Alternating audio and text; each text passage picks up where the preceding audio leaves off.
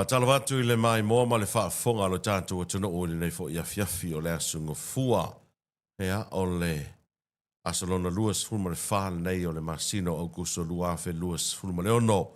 Leo tau no mai ele fo launga ma le sāwalinga lo tātou atuna.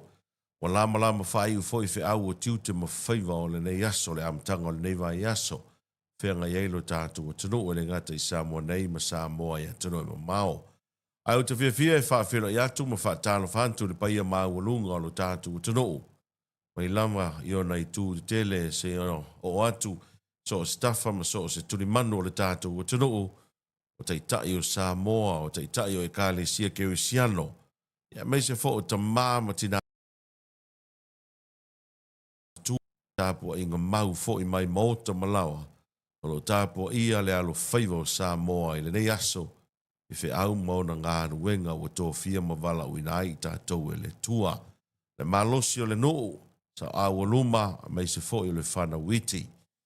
Whātalofa whabitoa, le porkalame le Siapo Lautele I pāanga le tātou porkalame.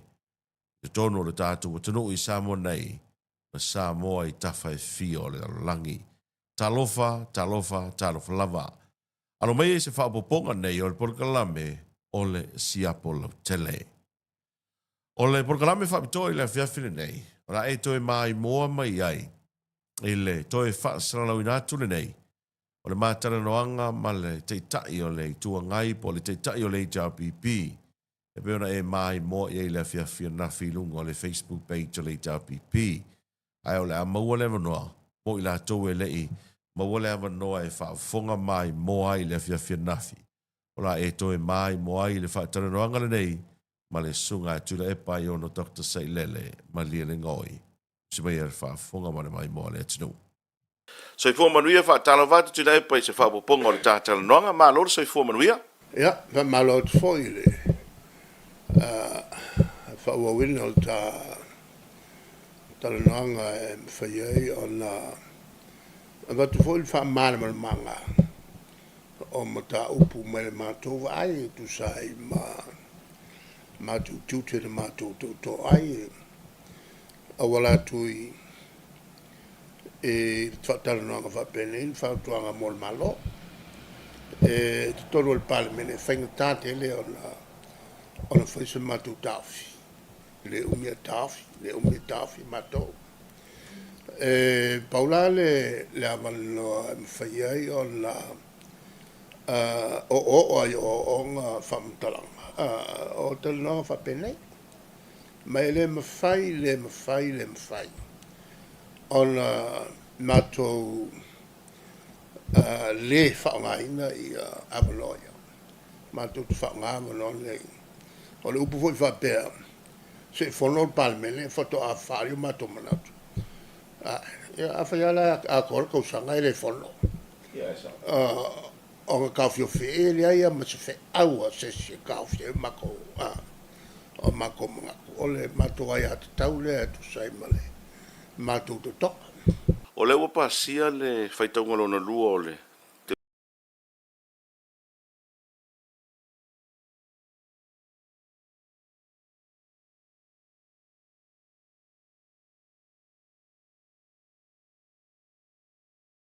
O kai au o maua sau afo e. Sau miliona kala. O melanga e whai e tangata kau whamalea. Koe ngā mea umai a le fo ilana. O le mea ngō whai.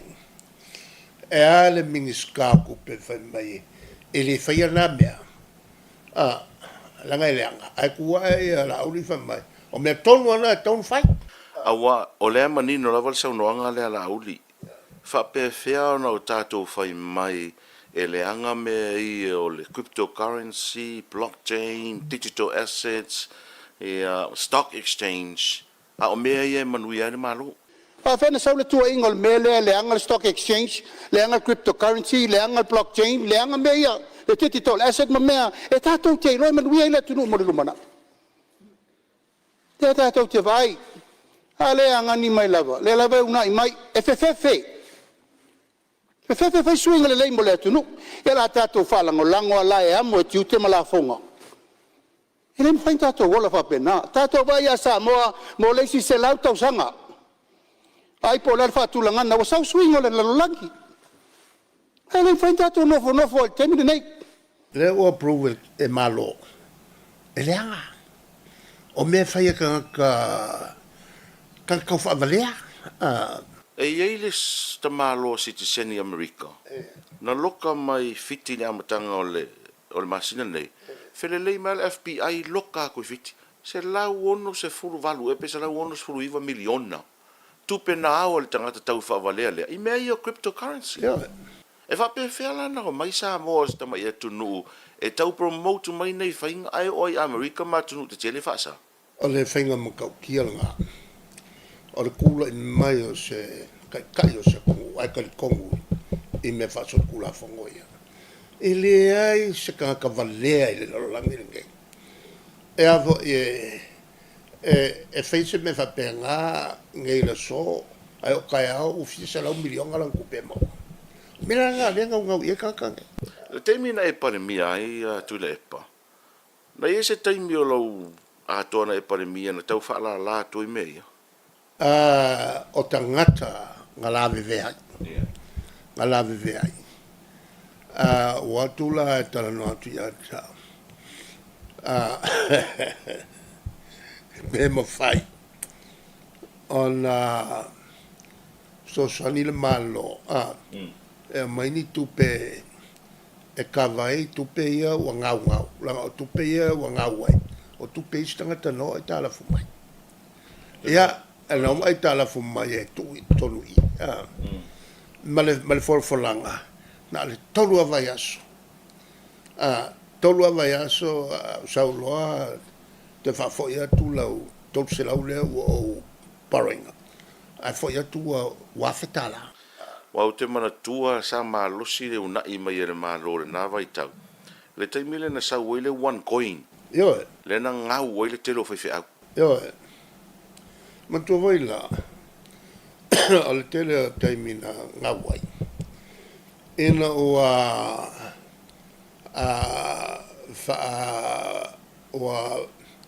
whautua mai le mtanga luenga o la whonga. E tongi i a la whonga. E le alana o e lol te lo fai au. O tala mai tua la to te ngā tupe te tele e whali tupe. E te i ua iloa e le ofisa o la whonga. O mai loa a me loa whata wai a mei a koi. E le ngā alua kua i maoki a kua i a ma te ngā tupe o fai au. O le to e anu lo mawhau pe sao te le ropo le aso fina ngalo. I le mea lea ua pisa mai la auli i whawhenga pe whape leanga o mea ia. Saro po le lua whelua tolu e, po le lua whelua wha. Le na malanga ai muli pola ana rosa i Hong Kong. Le na pu e mai lea ta lea. Le atu tu mai masaina i le stock exchange. A le na whai atu ia fia mea whai mai e le ai se approval ale ka peneta. Le ai se whamauni mal ka peneta le mela. Ia. O le mela mali e le. Fono palmene. Fono palmene. Ala sau ia analosa. Ma pe fa linga fo le apasi. E le mfai na e meio cryptocurrency. E le. Ya no folole ma ta mai la el business foi la tole sa iai. Te le tangata no mai me fa pe. E le la. Le la el money laundering. Yeah. Fa ngalo ngai no o tupe palpala. O le mela mari. O ke lo nge angalos. Ya au mai le fam kala e se mela mai angalos. Se mela mai. Ai anga el mekas o mela fe mela losa. O tau convincing fa tel tonwina. O le tunu ule fa fon mai. E taua la meia e tu mawal tu to tasi ele se me faia mawal mea e me faia na sak na vo na eselo le kovala a tu mawal tu to tasi o le mela nga al mali ele kup e ave solo sao e loku sesi fa solo mala ko mea ai ole tu langa la na foi le ole wali fafo le ua i loe New Zealand. Wai loa le ua I loa New Zealand wa I loa ia wa I loa fo I la IMF e kako ke le lola po le ale si me ole au ia wal me mo I le mo mia la IMF kako e kako mo mia la IMF ia ia kako ole a whakaku I le mele whai mele IMF le mea kau whai Malo. O te loe, o pini wha maui o vaenga I te sila fia oe waleanga o en wha tuina tu la fono le wha usi ai Central Bank. O le foi lata te tera noa. O pini wha maui a alua I lumana I tu la I maini wha le tonu. A o le mana tua e le tonu ulta tera noa nei. E mantua foi o talano so al tapula. Ina o a mata na tapena tu la fono il valutolu e passi il valfa. La mana ole si fai pule o mato na te pule ai. E se va il cocchio le mea. O ia sa ue pule. Ua fiu e tamo fai o fautuina il mato vaenga mal palmene le calfengai. Ole a porki ki ai le avo ia le faltupe. Fiku le ia nga fautuanga na o mai. Ma ua ko o mai fafo. La faku mai aku nunga ke enga o mai le. Ono le tonu il mato vaenga. Mal kapeneta to mal palmia. E sa ol mele ano o avatua. Ia ke enga ia. Al suira nga pasiral kula fonga nga lo se lo mako. Ko e kula ngole a faile le palo ko el valulima. Nga umal valulima kala ngolo le ka inga le al matuba nga le mawalo ia ka kai. Ya lo se lo ma ai fai mai la to malo fo ile so vata si matupu ke nga mai mako. Malo, whaftai, ea, o te loe, wa matua manino lava lau whaamramanga me se fo sau noanga ale al sui al whai pule rei tā pipi le mata upu lea. Ai, ei malesi mata upu lea o whaate ia le sau noanga al pālemia. O tā au fia le kāpeneta le award fo i lea le pālemia o ni usina le alo ia le tātou ko vana. O so se tō whinga a se malo mai fafo. E tofi ai se tangata le malo, e tau nau ima le malo. Ma tau nei loa le malo.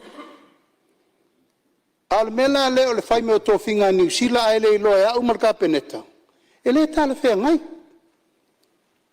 O mena nta ofi ele poi mena New Zealand. Paranga lewa e la ngā men mota. Wala nao mea. Ele nofo al malo New Zealand tofi mal tato ko vana i se tō whinga e le loa e au marka peneta. Ar mena le pui atu nei. Pule e sea. Kei loa. Si waka mai le mea. E ka ke maa. E leanga ua aluaku le mea I o. Ele sea iai mea. Lera foi la nganga. O kua e lungai whaila o. La muka upu whawhawhiki. Ola ngawinga la. A fai foi la se me fape I se whawhawhike. Ola au foi la. Ele la o ke fia I loa wa longa winga. A o mai ngi se muka upu. Ui e se ona whapikoa mo whawhawhike. O ngoso foi leo la uli. Ke? O le la o ke fia I loa. O le a kongwa la mea la kilo I le kingol whawhawhike. Po le lima. Po vai. Po leo. Po ngisi me fe o solo. A wa al whawhawhike. Al tangata na whai le tua.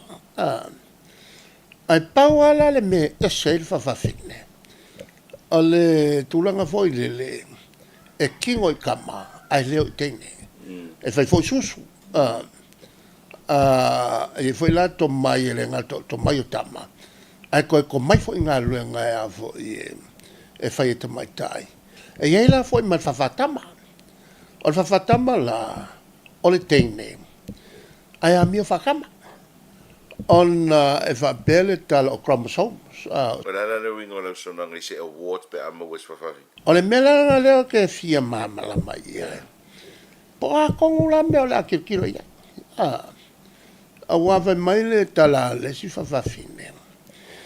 O mato, na sa o whainga mato, a te i waka koloanga sa kangi, ka pēle masingi whai mai loa i sa kangi.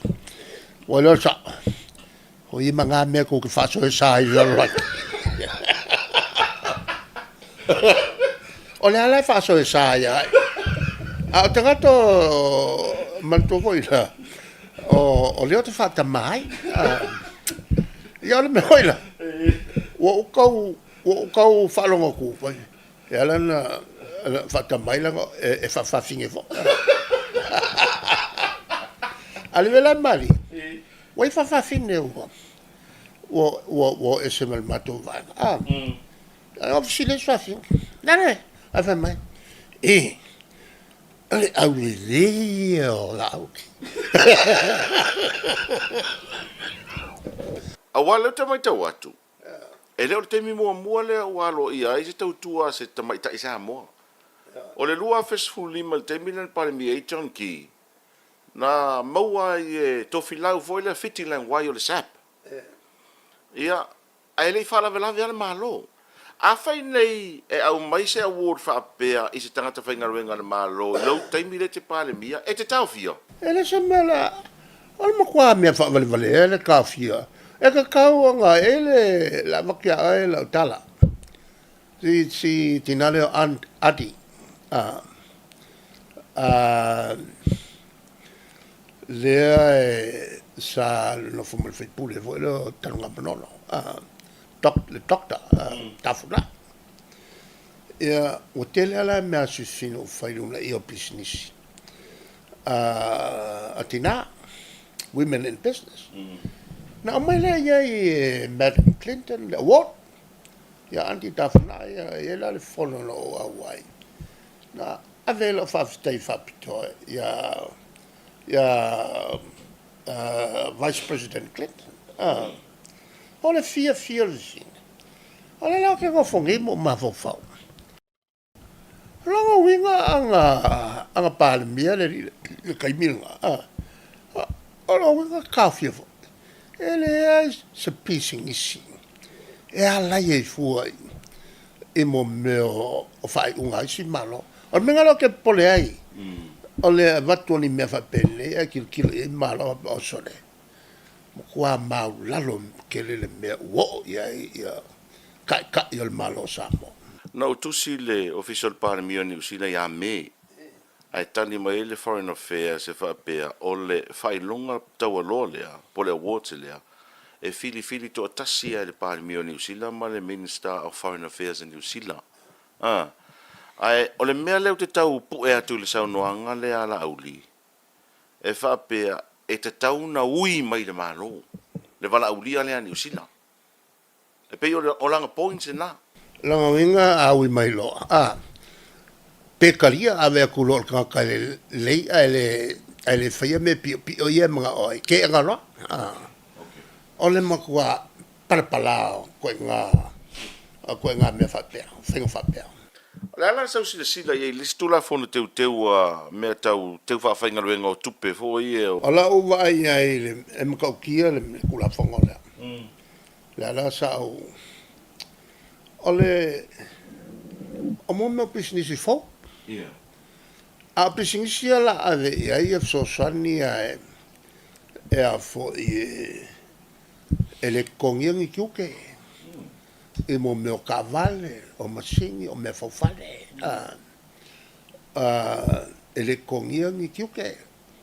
Pe foi ele kongia foi mangira fonga. Oi la faia ia mea. O i la o sao ingi me pipi. Em faia la ka penga kanga au mai ni ala ko me fofale, me la cavale. E a ringo le la fale e rent out. A la ko wa fale. O le mela nga leo ke pole ai. O le koe whawhawaku lea wala. E ono wha sao ai ia whainga pio ai lea e tam whai le vaenga le nei. E ka whiawhi. Manatu o nisi fo ilele o tawai atu lungo le social media pe o sa whaalia. o lea ia i le mea te tauna ave i wha mua mua na malo. O le whalema, kua wha le tonu a le tele waenga o le whalema. Ia o le na sioki o ke sene i le, vai ason te nei. Ia a o le pe o mai mana o te teu masui tu la fono, a le ave le wha mua mua i le whalema. O le tulanga whaingotale la, e le mo tātou wharonga tu le awa ki e li peafa ia maintain whale mai kua. O le awa e whainga mea e kua whale mai le uka e mo mia. E mo mia ia avi en wha mo mua. E mea la le awa e pea no tāua. Au ke alo aku o ke mga o si wheelchair. O le ngā kasi ale wheelchair whale mai ako. Ia su e mua mai. E ngongore fasi i e lalo i vai e whanangolongo i o vai.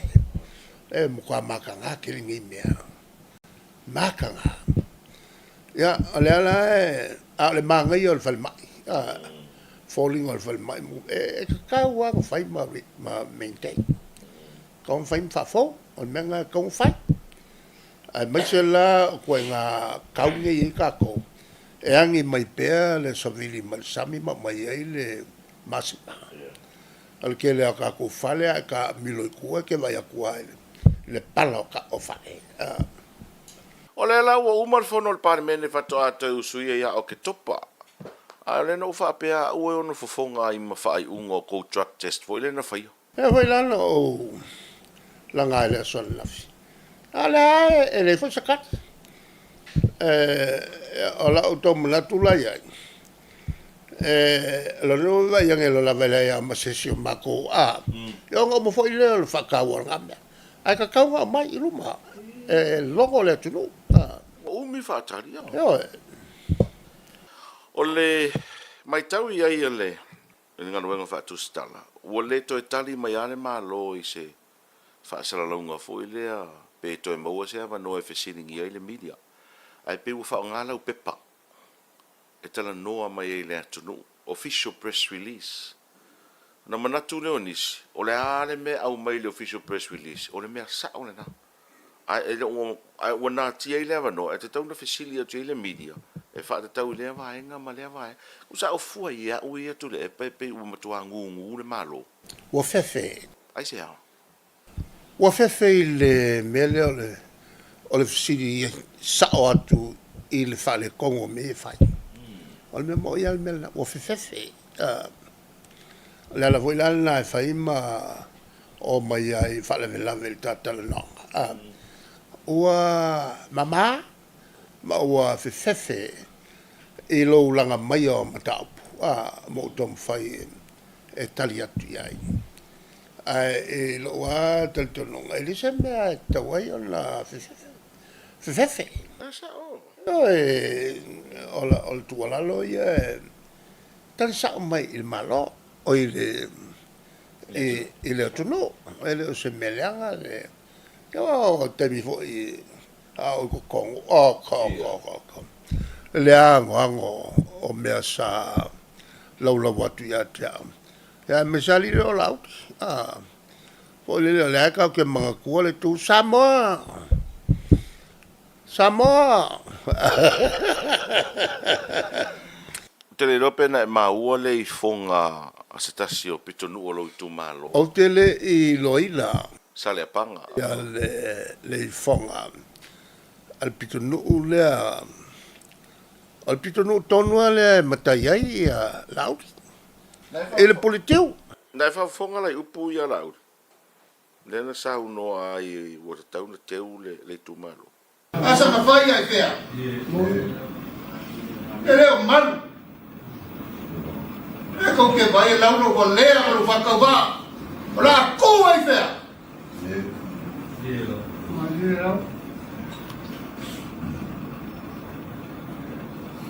Ki wa ko ala ai pupu yo ko lo fangia. Ka no fai no kai ni ka wa pere ku. Ele ina va ele. Umar fomo mau nga filala pa kalva vile musa mo. Ai. Ara bele vai, ma Gafua.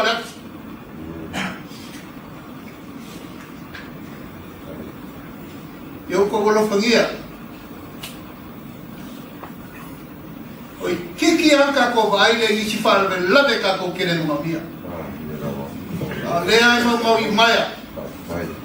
Ai sia kauna le ko finga malu. Ole no fa le ko. Ai la fa. La fa ku ka ko bu ma le ku ma lo yo ko lo fangia. Oi le ve misai e ka poi Samoa. E ka kano aku keu le valea. Awale mafai ku le pa keu ke loko ku ka ku keu vale. Keu vale por keu ma. Pero ai pupu o ki ka kano aku kano le ku maro. Mai ku le pa ku keu le makanga. Makanga fe pea. Oye, loko fa vesi le ku maro. La o esel mele o mai tangata. Ya le wakangi. Le mo wakangi ai. E nga loko ia nga mevo, ia nga fai o kalamoa. La le sururu a fei. I longa piko ngu. E le ai se kalamoa nga lea le papo. Ia la mo ila ua o fo inga fai le fongfa mai. Ia waku fo le laki makai wakasi sa kupua, waku whakakai whaka. Mo meo le whai mea whapiko. Ia, o fo ila wa kei. O kei le losi tamalea la molia. O le kamalea, o kamalonga inga. E kakau ngā lue, whale lelonga inga, al whamelake. O langa mele whai, o le whaloko leanga o longa piko ngu anga i mai ake. I le mata upuan nei o le afo o le langolango o lan whenga malo. E mo i matai i sale panga. E le o se swafa pale mi o sale panga. E aluaia i sa vai i le mea la e swafa mai ai. A fai whatawe ia le luma le tumalo. E te tau na kuurol me le ngofo mwhawe vesi lo i kumalo. E mato foi. Wa lewa na fai kukongo le palmenga. Ma fai malafo e le ropo fele po ki ngofo ai. E ara o na tatia me al tai tumalo si kwa. Ole la ke whakali mai se aso alo koe a o i le kukongo. O ke mo kwa o ia. Le malamala mai me le kumalo. E le me whainga ngofo ses. O lako foi ale se swafa makairi. Ke ilonga au ke lako whakasi mai si kampunga foi whapaia. O foi lango whapaia la ngofo. La ngofo le kupo. O au whapaia la ngofo. Ale lango lako siri. Ile kanga ka mafoi o swafa makai. O foi lá ele pulkiu le foi sa makuia. Ale mele o tupu. O mangaku le ria. O mangaku le e fa vesi le kumalo ia ele fast e chapipi. Ole me kongolanga le como foi fa vesi. Ya, aquele lo foi lá wa skamalea le o ke Ahora que fa pea o skama go foi ku. Al kama ko sole ainga. Ole la wa go for kama ma la fongi upu. Ole mela sa ka ngo fia. Ole al kwa fongo la ko ya ga fa salai kwa kula masang. Sale il povi bon me va penga. Ele ole a sa un foku I a o ia le mafuai le manga ko o le fa o ia le fa vesia. Le nga ko o kumalo a le ko ngu ako. O ke le lo le ko nga mafofo le o ia le fa vesia le ko. Taimio e pāle mia. Fia tala tangata ia te oi. E o e tangata na la lafo whaamtalanga tulou e whaao o le maliu ia te oe. O se au tō lua ma se au whanau. Ia, o tele o ilo tele o mana tua pena iei nisi nao mai e whaise I fonga ia te oe na vai taimu. Le aia ma se sinsau. Ngā ale kasi ale I fonga ko sau ia kiau. Ingi kai mi. Ole li fonga ale aki pikpo. Midanga e kia teika ai, au. Ia ngā la fonga ia ngā lafo mai a kiau. Manga kuskusinga le ngā pelo ina kung ako. Ia whasa o aku loa, ele ai ma se kusi whapea ngu whaia. Whapea wala o ngā o le se ese. O ngā le se si e ngā whaka. Ki le I whaia se kusi whapea ngā. A o le mga kua le ngaka. Kai mi fo I o tolki ke. Ngā la fo e le loia le mai o le saka I kai ai. Mai I le upu le kaungo whamawai. E ngā mangingo la upu. Ko le sufa le whai o le mako vai ngā. Ngā ngō se e sea. So sesi al ko sufa le ngā waa. E vempare mia. Ala upu ngā lafo whala o kele. Wha longo uma I Samoa. O whai le upu le au. Ai o le tūlanga I le mato vai ngā. E ngā waa uma e whai pule e vempare mia. Le langa whai la upu ngā wha longo uma I Samoa. Ai ngofo le aki e piko pō. Ma o maingi upu pepelo. A upu ngā tametsai ia. Le vamal mako vanga. E aka mela kaka a ua tametsai le. Ia mai o ia e ngā paumal mako vanga. Ai muli ane whai le I fonga. Yo, e muli whai le I fonga. Ia la launga. La launga le fonga. Whela o ia la konginga. Ka whai ngai mea. Pawala mea. O leo ke whakari. Leo ke whakari whamsingonga. O lea ngu umal whamsingonga. Fo I lea ka umai ai. E sol kula whonga le kaukonga lea whai lalo le whali ia. Anga whapea la. E le whai le apiri lea nga koe whakula whonga le me whasol kula whonga. Mo whapenge o lea e a fo e kau ave le tapipi le whenga malo. Malo, whaatai mo le whaavano I nolo taimi ne whai vanga o le whiawhi o le ato e moa seisi talanoanga I le ato saa sau nei. Alo? Ea, o whaafonga mai mo le tunu le talanoanga ma le teitai o le tau pipi sunga atu le pa I ono Dr. Sailele malia na ngoi. O nau whaafonga mai mo le tunu I le toi whaasalawina le nao le maa talanoanga ea ma le sunga atu le pa I ono Dr. Sailele malia na ngoi. Ea, e pe ona iai le whiawhi ana nafi. Ai ua taurunga toi mo le porkalame o le Siapo Lautele o seisi ona whaapoponga le tau le wha, e le whiawhi a tae au. Wha soifuia.